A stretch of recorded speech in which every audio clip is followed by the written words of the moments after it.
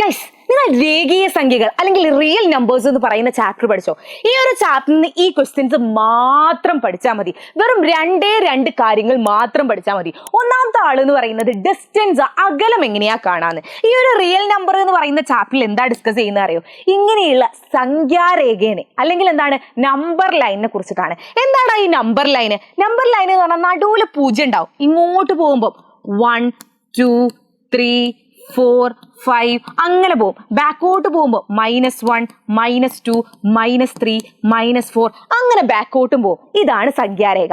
നിങ്ങളോട് ചോദിക്കുന്ന ക്വസ്റ്റ്യൻ എന്താന്ന് വെച്ചാൽ, ഇപ്പൊ 2 to 5 വരെയുള്ള ലെങ്ത് എത്ര, -2 to 1 വരെയുള്ള ലെങ്ത് എത്ര, ഇതിന്റെ അകലം, ദൂരം, ലെങ്ത് ആണ് നിങ്ങളോട് ചോദിക്കുന്ന ഒന്നാമത്തെ ക്വസ്റ്റ്യൻ. ഇത്രയും നിങ്ങൾ ചെയ്യേണ്ടതുള്ളൂ.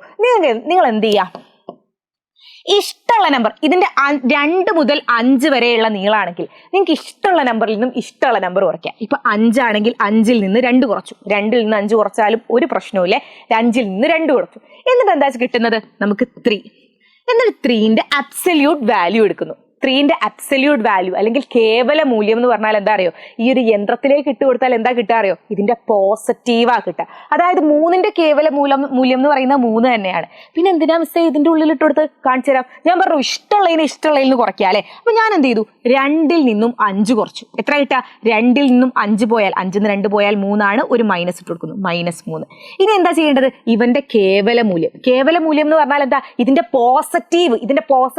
ഇത് -3 ആണെങ്കിൽ ഈ യന്ത്രത്തിന്റെ ഉള്ളിൽ നിന്ന് പുറത്തെടുക്കുമ്പോൾ 3 കിട്ടുക.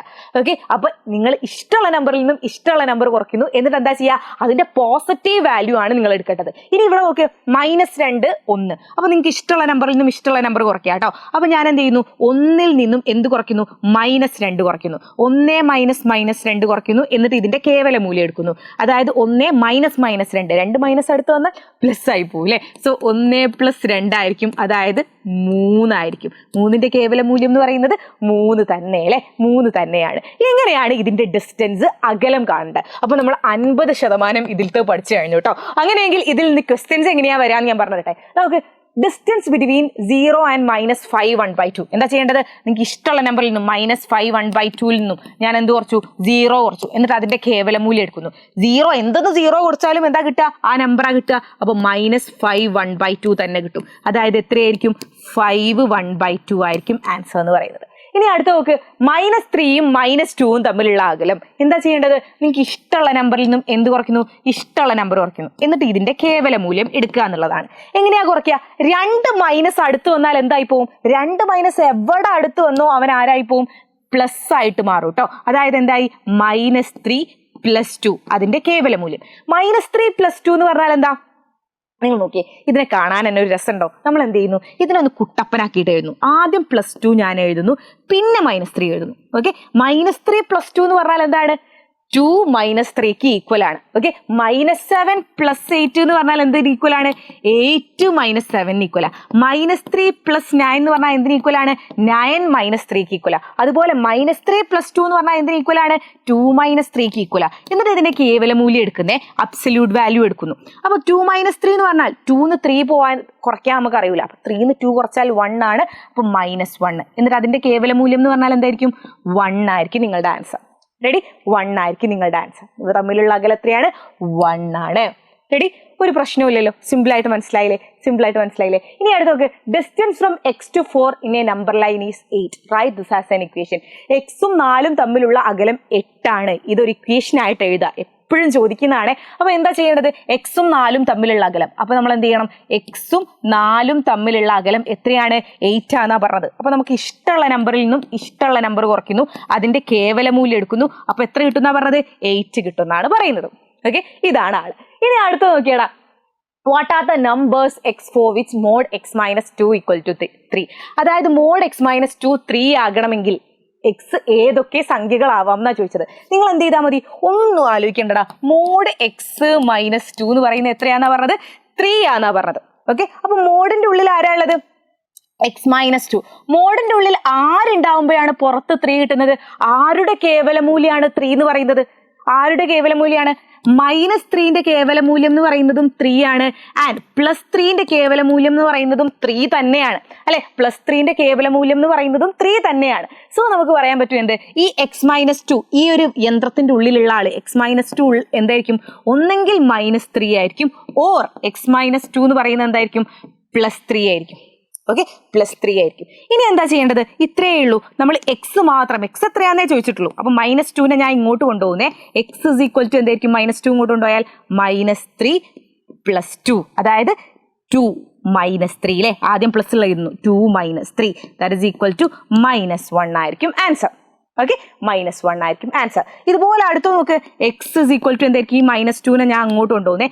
3 + 2 ദാറ്റ് ഇസ് ഈക്വൽ ടു 5 ആയിരിക്കും ആൻസർ. സോ എക്സ് എന്ന് പറയുന്നത് ഏതൊക്കെയായിരിക്കും, ഒന്നെങ്കിൽ -1 അല്ലെങ്കിൽ 5, -1 ഓർ 5 ആയിരിക്കും ആൻസർ. ഒരു പ്രശ്നമില്ലല്ലോ. ഇതുപോലുള്ള ഈ ക്വസ്റ്റ്യൻ ചെയ്ത് നോക്ക്. മോഡ് x + 5 = 7 ആണെങ്കിൽ എക്സ് ഏതൊക്കെ സംഖ്യകളാവാം. നമ്മൾ എങ്ങനെയാ കണ്ടുപിടിക്കേണ്ടത്, ഈ x + 5 എന്ന് പറഞ്ഞാൽ ചിലപ്പോൾ എന്തായിരിക്കും, -7 ആയിരിക്കും, അല്ലെങ്കിൽ x + 5 എന്ന് പറഞ്ഞാൽ 7 ആയിരിക്കും. ഇത് എത്രയാന്നുള്ളത് നിങ്ങൾ താഴെ കമന്റ് ചെയ്യുക കേട്ടോ. സോ ഇതിൽ അടുത്തത് നമുക്ക് പഠിക്കാനുള്ളത് എന്ന് പറയുന്നത് ഇതാ, നമുക്ക് മധ്യബിന്ദു അല്ലെങ്കിൽ മിഡ് പോയിന്റ് എങ്ങനെയാ കാണാന്നുള്ളതാണ്. ഇതുപോലെ നിങ്ങളുടെ ഇനി വരുന്ന ഇവിടെ വരെയുള്ള ചാപ്റ്റേഴ്സ് നിങ്ങളുടെ കയ്യിൽ നിന്ന് പോയോ, അല്ലെങ്കിൽ ക്രിസ്മസ് എക്സാമിന് നിങ്ങളുടെ കയ്യിൽ നിന്ന് പോയോ, മിസ് എങ്ങനെയെങ്കിലും വീഡിയോസ് ഒക്കെ കണ്ടു പഠിക്കണം എന്നാണെങ്കിൽ നോ പ്രോബ്ലം. പക്ഷേ ഇനി വരുന്ന നിങ്ങളുടെ ഫൈനൽ എക്സാമിന് ഇനിയും ഇത് ആവർത്തിക്കാൻ നിങ്ങൾ നിൽക്കരുത് കേട്ടോ മക്കളെ. നിങ്ങൾക്ക് ഏത് സമയത്തും എവിടെ നിന്നിട്ടും നിങ്ങൾക്ക് പഠിക്കണം എന്നുണ്ടെങ്കിൽ, നിങ്ങൾക്ക് ആദ്യം മുതലേ പഠിക്കണം, ആദ്യത്തെ ചാപ്റ്റർ മുതലേ പഠിക്കണം എന്നുണ്ടെങ്കിൽ എടാ നിങ്ങൾക്കുള്ള ബെസ്റ്റ് ഓപ്ഷൻ ആണ് കേട്ടോ നമ്മളുടെ ഈ ഒരു ബൂസ്റ്റർ ബാച്ച് എന്ന് പറയുന്നത്. നിങ്ങൾ ഇപ്പൊ ഇത്രമാത്രം ചെയ്താൽ മതി. നമുക്ക് എക്സാം ആണ്, പെട്ടെന്ന് നമുക്ക് പൈസ അടച്ചിട്ട് ഇതിൽ ചേരുന്നതിനെ കുറിച്ച് ആലോചിക്കാനൊന്നും നമുക്ക് വയ്യാന്നുള്ളത് എനിക്കറിയാം. നിങ്ങൾ ഇത്രമാത്രം ചെയ്താൽ മതി. നിങ്ങൾ എന്ത് ചെയ്യുക, 1499 രൂപയ്ക്കാണ് ഇപ്പൊ ഈ ബാച്ച് ആദ്യത്തെ 2000 കുട്ടികൾക്ക് കൊടുക്കുന്നത്. 3299 ബാച്ച് 1499. അപ്പൊ ഈ ഒരു ഓഫർ കിട്ടണം എന്നുണ്ടെങ്കിൽ, ഈ ഒരു ലൈവ് കഴിഞ്ഞിട്ടും ഇനി നമ്മളുടെ എക്സാം കഴിഞ്ഞിട്ടും ഈ ഒരു ഓഫർ നിങ്ങൾക്ക് ലഭിക്കണം എന്നുണ്ടെങ്കിൽ നിങ്ങൾ എത്രമാത്രം ചെയ്യുക, കമന്റ് ബോക്സിന്റെ മുകളിലായിട്ട് ഒരു ലിങ്ക് കാണാൻ പറ്റും, എൻ്റെ രജിസ്ട്രേഷൻ ലിങ്ക്. അതിൽ നിങ്ങളുടെ പേരും നമ്പറും ക്ലാസ്സും അടിച്ചു കൊടുത്ത് ഒന്ന് രജിസ്റ്റർ ചെയ്തിട്ടേക്കാം. നമുക്കിനി ചേരണം എന്ന് ആഗ്രഹം തോന്നുമ്പോൾ ചിലപ്പോൾ ഈ സാധനം അവിടെ ഉണ്ടാവില്ല. അപ്പോൾ മക്കൾ എന്ത് ചെയ്യുക, അടിപൊളിയായിട്ട് വേഗം ഒരു 10 സെക്കൻഡിന്റെ പരിപാടിയേ ഉള്ളൂ, ഒന്ന് രജിസ്റ്റർ ചെയ്തിട്ടേക്കാം. വെറുതെ ഓഫർ കളയണ്ട കേട്ടോ. സോ ഇതിലുള്ള അടുത്ത കാര്യം എന്ന് പറയുന്നത് മിഡ് പോയിന്റ് ആണ്. 50% നമ്മൾ പഠിച്ചു കഴിഞ്ഞു, ഇനി ഒരു 50% കൂടി ഉണ്ട്. മിഡ് പോയിന്റ്, മധ്യബിന്ദു എങ്ങനെയാ കാണാറിയോ, ഇപ്പൊ ഒരു 2, 3 2 നമ്പർ, ഈ 2 നമ്പറുടെയും മധ്യബിന്ദു, അതായത് ഇവന്മാരെ രണ്ടാളുടെയും നടുവിൽ വരുന്ന ആള് നമ്പർ ഏതാന്ന് ചോദിച്ചാൽ നിങ്ങൾ എന്ത് ചെയ്താൽ മതി അറിയോ, ഇതിന്റെ മധ്യബിന്ദു അല്ലെങ്കിൽ മിഡ് പോയിന്റ് എന്ന് പറഞ്ഞാൽ ഈ 2 നമ്പറുകളിലെ അവന്മാരെ രണ്ടാളെയും ആഡ് ചെയ്യുക, 2 + 3 എന്നിട്ട് /2 ചെയ്താൽ മതി. ഓക്കെ, 2 3 എത്രയാ, 5. 5/2 എന്ന് പറയുമ്പോൾ 2.5 ആയിരിക്കും ആൻസർ. ഓക്കെ, ഈ ഒരു ക്വസ്റ്റ്യൻ നോക്ക്.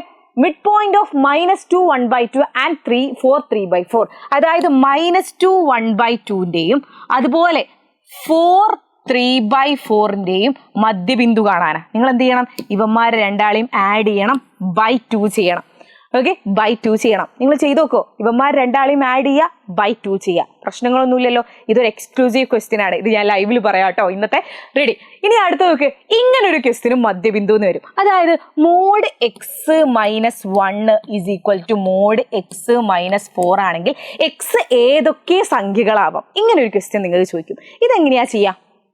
ഇത് നോക്ക്, ഇവന്മാർ പറയുന്നത് എന്താണ്, എക്സും 1ഉം തമ്മിലുള്ള അകലവും എക്സും 4ഉം തമ്മിലുള്ള അകലവും ഈക്വൽ ആണ് എന്നാണ് പറയുന്നത്.